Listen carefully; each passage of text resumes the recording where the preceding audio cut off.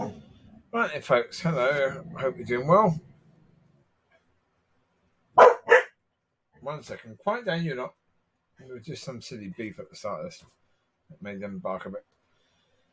Well, I'm doing a quick video now because there's a load of hoo-ha now that's starting about people with mental health. One of the best gymnasts is pulled out because of her mental health, and of course that's getting people talking about mental health again. And ignoring the fact that you don't have to do that job. That is your job. Your job is to perform as a gymnast, to train, to perform. If you don't want to do that anymore, stop doing it. Nobody is forcing you to do that in any way, shape, or form. Just stop. If it's too much for you to handle for the mental health aspect, just stop. If you're being forced to do it, then come out and tell people you're being forced to do it. All this crap about, I need to put out because I'm mental health. Just stop doing it. If you cannot cope with what you've been asked to do because it strains you too much mentally and all the pressures of it, etc., etc., and there's going to be incredible pressures. Certainly, she's won so many things before in gymnastics that she's expected to run away with gold, which of course is going to have pressures on it. She's expected to perform at the highest level, at her highest level. But then again, isn't that the same thing for every gymnast or athlete? Of course it is. Of course it is, yeah. Yeah. People need to, sort themselves, really. Yeah. They've got money. She's got money. She's won loads of things. She's got loads of money.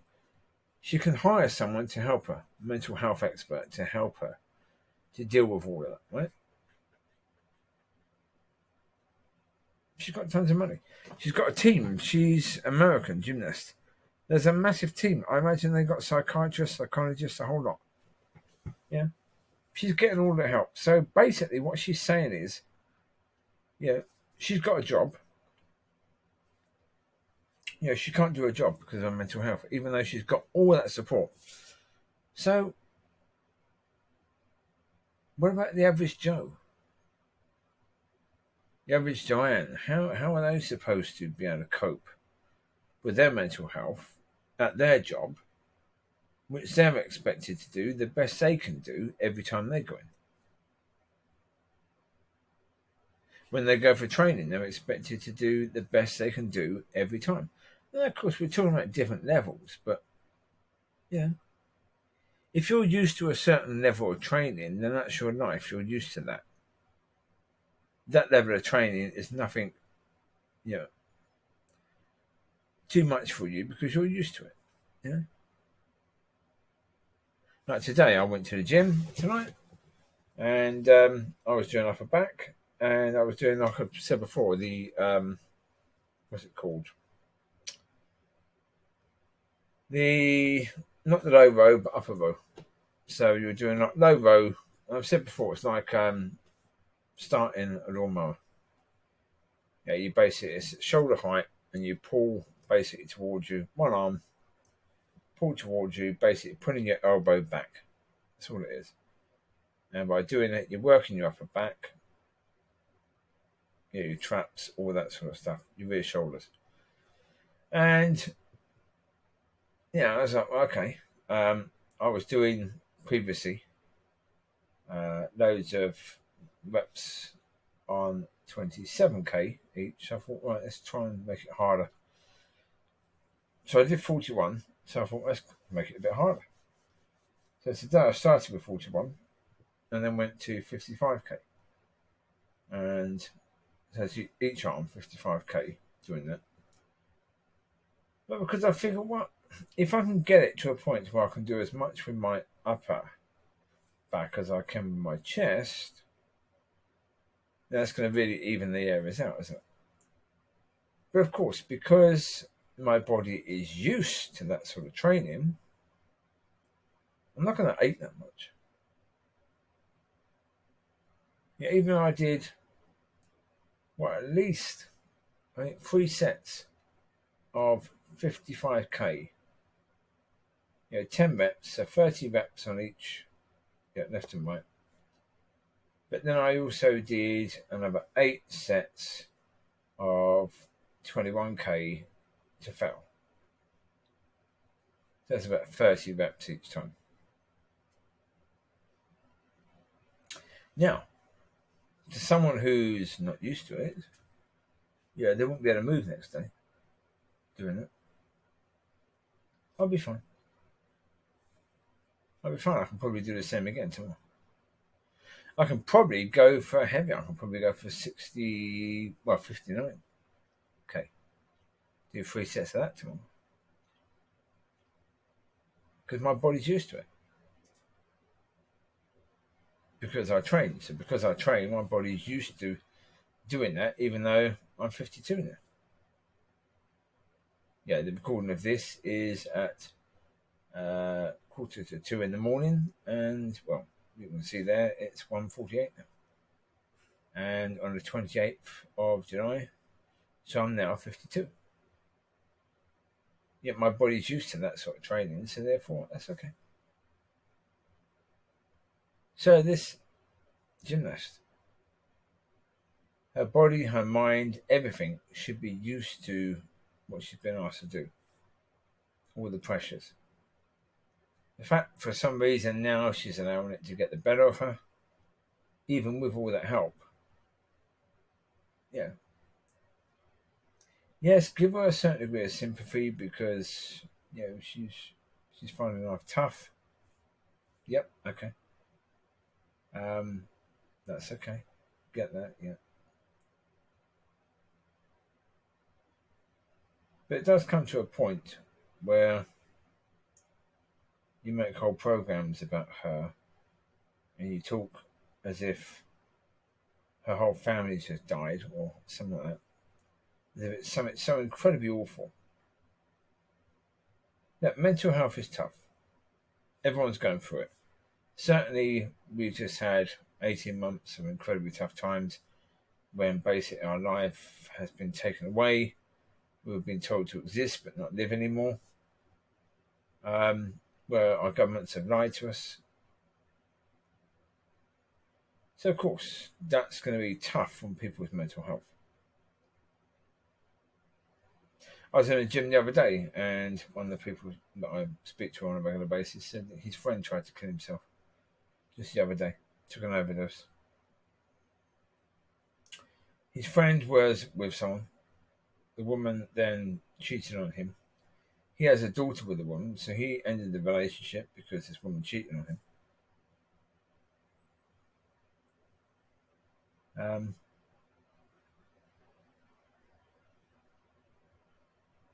She sends out a real nasty piece of work. Apparently, she sent him a text saying she's freshly shaved, ready for the man she's going to have sex with tonight. Now, this is your ex. This is the one you have a child with. You're bringing a man into the home with the child.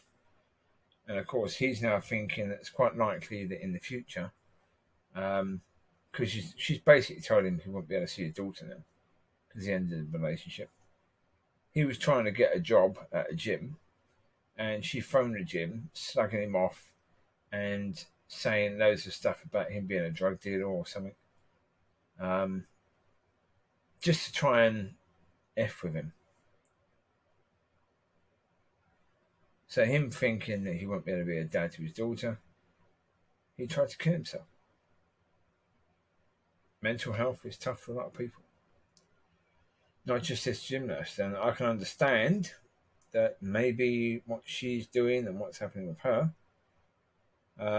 comes quickly after what happened to the tennis player who said she didn't want to do press conferences anymore.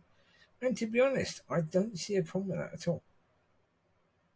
I really don't. I mean, why on earth, if someone is a sports person, it's like you have most athletes.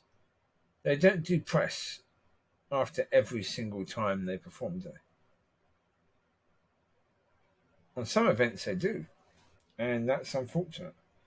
And that's where really, I think, really, the people who run these sports are going to be looking at it and saying, well, hold it, if footballers don't, if every single football player doesn't have to come out and speak to the press, there's no reason why every single tennis player, gymnast, or snooker player or whatever should have to come out after a match, especially if they've lost a match, and speak to the press.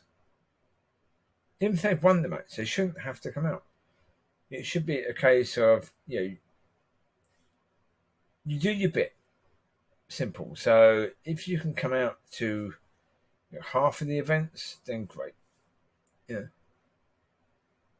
this whole idea that the press have a right to speak to people, that is just ridiculous. That's crazy. I mean, the questions that the press normally ask are so stupid anyway. They don't need the athlete or sports personality to answer those questions because they're blinking obvious anyway.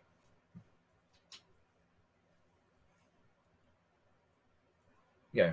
Now you've lost this game.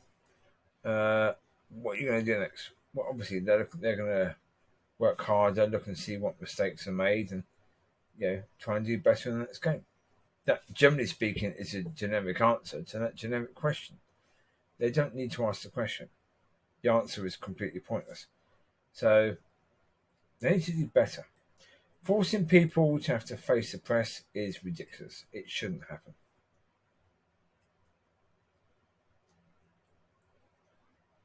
And young people, if you are involved in sport, don't go on social media. Stuff these sites. You're going to have people. And I was watching one of the Talk Sport things earlier, and they were saying, people shouldn't be on there criticising people all the time. But when you win, you get paid huge amounts of money. When you win, you get all the plaudits, you get all the people saying how well you did. So that's positive criticism. You like that. You take that. You take the rewards of playing well. So you've got to take the consequences of playing badly. You can easily walk away from that sport. You don't have to stay in it. You can get a normal job like everyone else and get paid like everyone else and go to a factory, do a 9 to 5. You can do that, right? But you don't. You like the sport you're doing. You like to play. You like even the rewards you get from it if you're quite good. You win tournaments. You get paid lots of money. Great. You get to travel.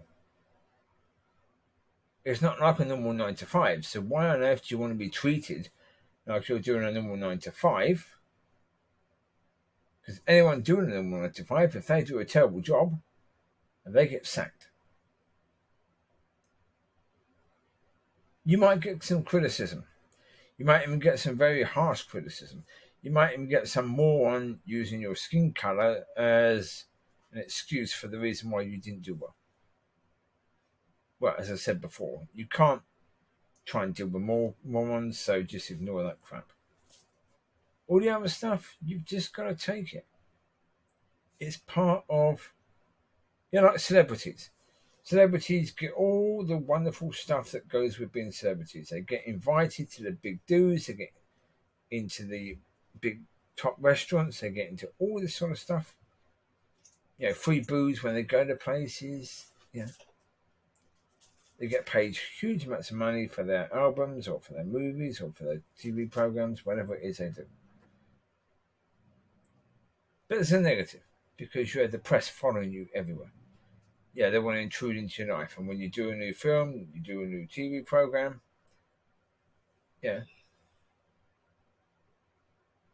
you've got to go and plug it. You've got to go everywhere and plug it. You've got to go on every blinking morning show and all that crap and plug it. That's a negative of it. You get the benefits, but you also get the negatives. But the benefits are so high, that's why quite often the negatives are so low. Same with gymnasts. Winning gold medals at the Olympics, the benefits are incredibly high. So therefore the negatives are going to be quite low. But you don't have to be a gymnast. Step aside. Walk away from it. Many do. Many great gymnasts who have won Olympic gold have walked away after that.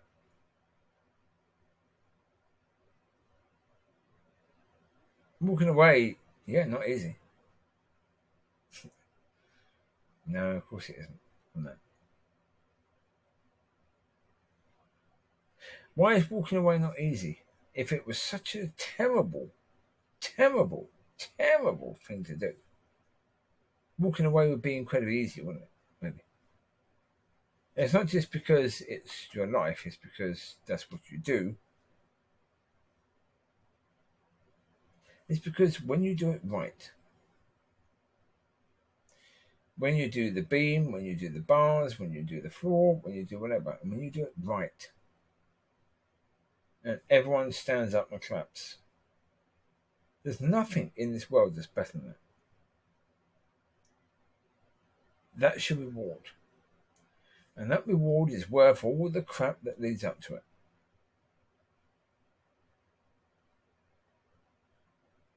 Even the times when you fail, you've taken abuse as a result of failing. When you have that time when it's perfect and you get that adoration, that just makes everything worth it. Now, making everything worth it doesn't necessarily last, because you come to the next event, you've got to do the same again. Or you can step aside.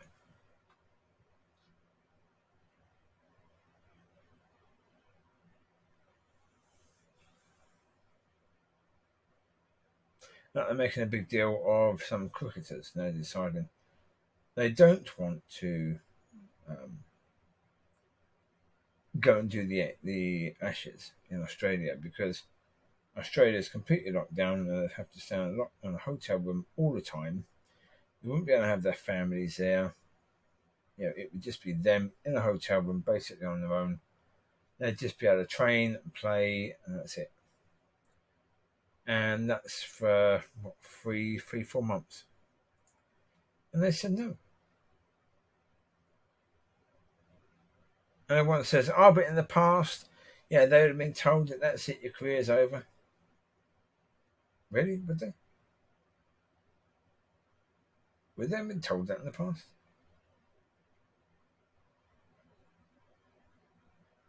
I don't think so. Not in a situation like this. Not in a situation where the world is basically locked down and you'd be expected to be locked down in a room for that time, not seeing your family, especially if you've just been married or you've got young kids. Like one of them has a kid on the way. You wouldn't be expected to put up with it. But it's been put down as a mental health sort of thing as well. So, well, it's not really, is it?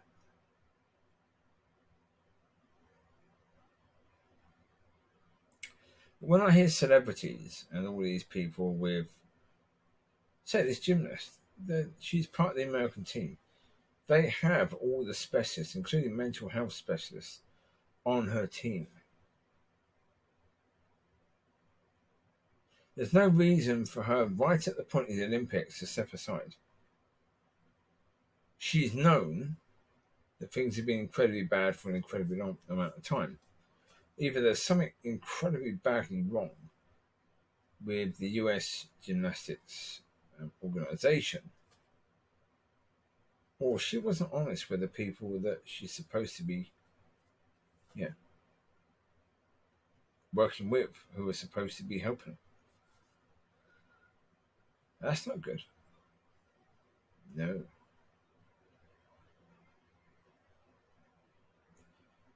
But there you go. That's the situation where you've got the situation where it's mental health is a new thing now. A new thing that the left is going to take and charge with. A lot of people are going to have claims of depression who don't suffer really from depression. They just have moments where they're depressed.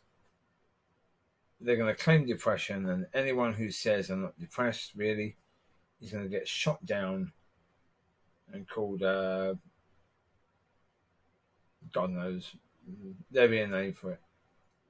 We don't know what the name will be, but there will be a name for it.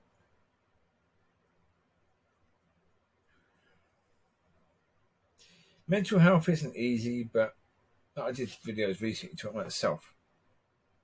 Now, mental health issues really come from self and self-abuse.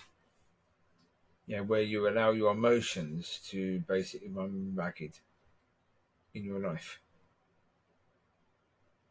People need to learn how to get their emotions in check.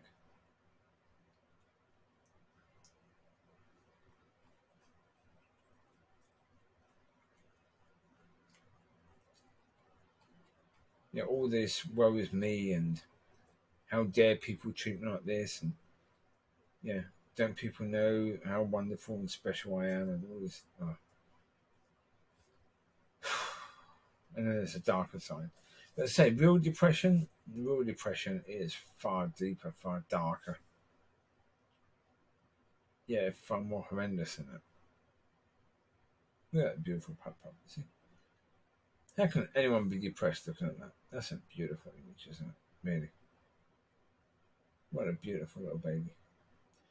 Marking is fantastic. Look at that right ear. A little bit of fluffy white on that ear. Now that puppy would have been long haired as well. See where the hair on the head and the ears. Slightly longer haired than most. Gorgeous. Absolutely gorgeous. I can't tell you the name of the pup. I wouldn't have a clue because I imagine that picture was taken a number of years ago.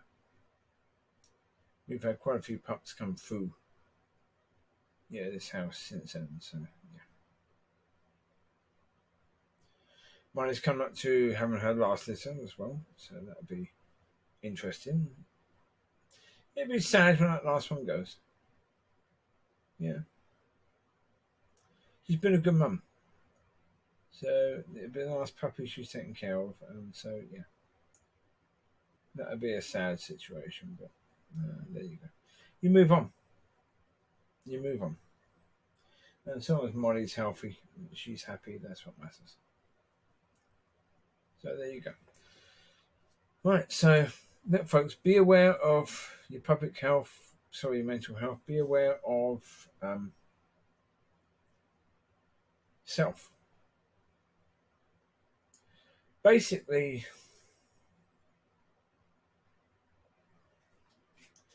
as I said in the video the other day, you got your spiritual, you've got your emotional.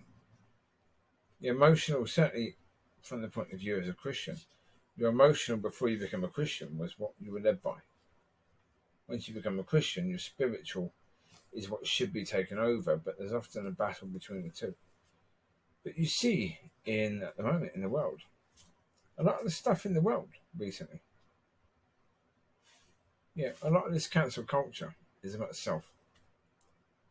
Someone chose to be offended, over something that was said even not 20, 30 years ago.